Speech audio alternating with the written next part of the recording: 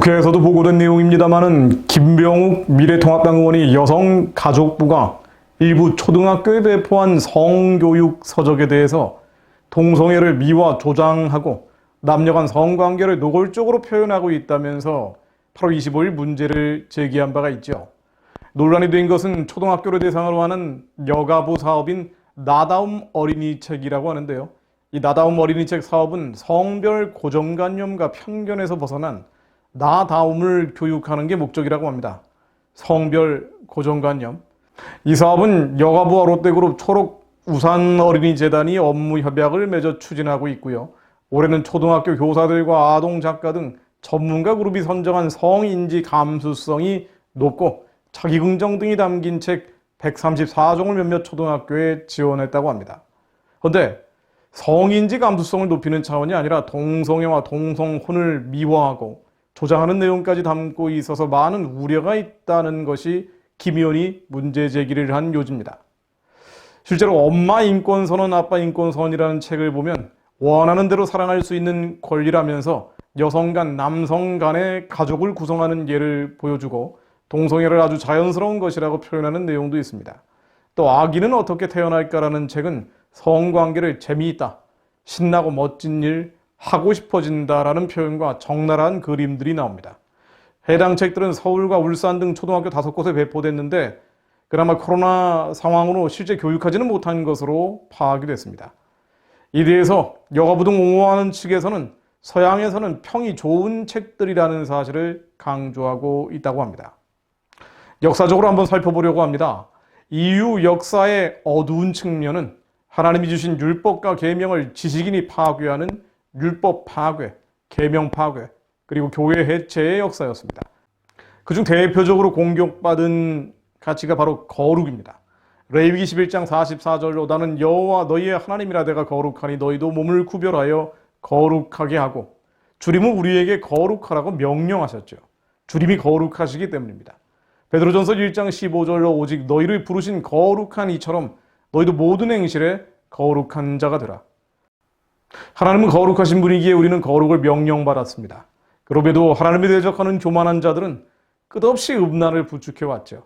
그것이 인류 역사의 흑암의 흐름입니다.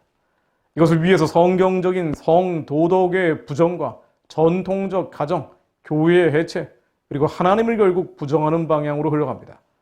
결국 사단과 이에 조종받는 무신론자들이 목표로 하는 것은 하나님의 부정이죠. 그것을 위해 음란을 악용해온 것입니다. 그 변곡점 중에 하나가 바로 사회주의를 정립한 마르크스의 등장입니다. 마르크스는 공산당 선언에서 가정의 해체를 강조했죠. 전통적 가족은 오직 부르주아를 위해 존재하며 부르주아적 가족은 자본이 소멸하면 사라질 것이라는 것입니다. 일남 이여가 결합한 전통적인 결혼제도, 이것이 자본주의 체제를 유지시킨다는 것이고요. 따라서 일남 이여가 결합하는 가정이 깨져야 자본주의도 깨진다는 논리입니다. 기독교적 언어로 다시 쓰자면 음란한 사회가 돼야 자본주의를 해체할 수 있다는 것이죠. 마르크스와 평생 동지였던 엥겔스는 가족, 사유재산, 국가의 기원이라는 책까지 써냈죠. 가정에 대한 책을 썼습니다. 그런데 이 가정에 대한 책은 한 남자와 한 여자가 서로에게 헌신하는 가정의 개념이 무너져야 한다는 것입니다. 그래야 자본주의도 무너진다는 것이죠.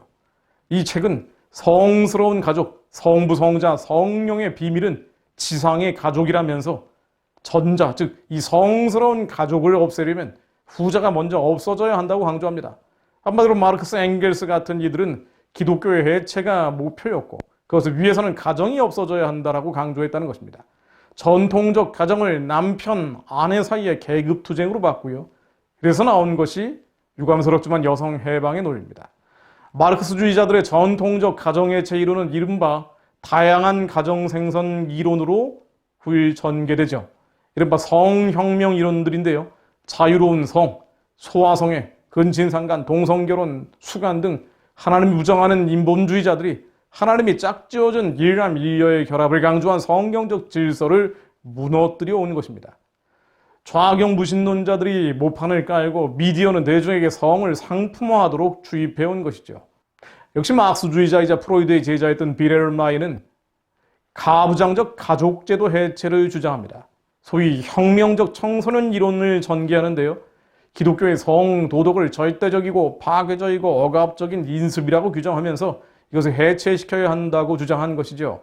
그래서 청소년의 성을 누릴 권리, 낙태, 무상 주거 제공, 그야말로 막 나가기 시작합니다. 음란, 매춘, 불륜, 여러 가지 가정 해체 이론들을 논리적으로 정리해서 퍼뜨리기 시작하죠. 또 다른 마크스주의자인 헤르베르트 마르쿠제도 비슷한데요. 에로스와 문명을 통해 인간의 성적인 욕구인 에로스를 억눌러서 전쟁과 대량 학살이 일어난다는 이른바 쾌락주의를 주장합니다. 하나같이 음란을 통해서 기독교의 전통 성경적 가치를 뒤집는 것을 목표로 합니다. 특히 이들이 강조하는 것은 어린 시절부터 성교육을 해야 된다는 것입니다. 필요한 성교육이 아니라 음란을 사실 가르치는 것이죠. 70년대를 거치면서 마크스주의는 새로운 형태로 형질을 바꿉니다. 이른바 네오마크시즘이라는 것인데요. 폭력혁명이 아닌 비폭력혁명, 즉 문화 영역으로 파고듭니다. 이때 가장 강조된 부분이 바로 성입니다.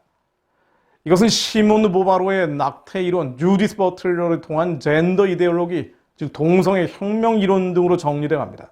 결국 유소년들에게 음란을 가르쳐야 한다는 소아 성애 교육, 낙태, 동성애 등은 거대한 성혁명을 하자는 것이고, 이 성혁명을 통해서 결국은 기독교를 무너뜨리는 것을 목표로 하고 있는 셈입니다.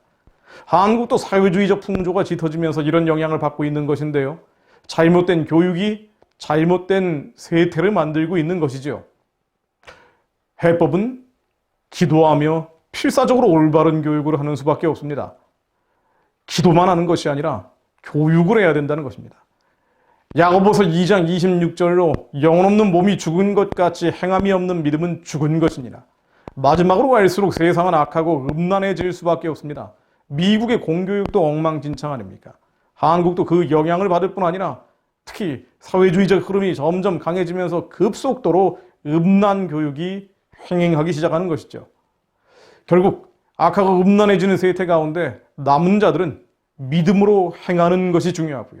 이 행함은 다음 세대를 위한 교육입니다. 행함은 예수의 증인이 되는 것이고 증인을 기르는 것입니다. 세상은 어차피 끝을 향하고 이 끝은 주님의 완전한 승리와 공의의 심판을 뜻합니다. 바로 이 완전한 승리의 공의의 심판이 올 때까지 다니엘 12장 3절 말씀처럼 지혜 있는 자가 되어 궁창의 빛처럼 빛나야 하고 또 많은 사람을 옳은 대로 돌아오게 해야 합니다. 별과 같이 영원토록 비출 수 있도록 우리가 그런 다음 세대를 길러내야 합니다. 음란한 교과서 사건은 우리 자신이 또 다음 세대가 지혜 있는 자가 돼서 많은 사람을 옳은 대로 돌아오게 하라는 궁창의 빛처럼 빛날 수 있도록 기도하며 행할 바를 더 고민하라는 하나님의 감동으로 받아들여야 할 것 같습니다.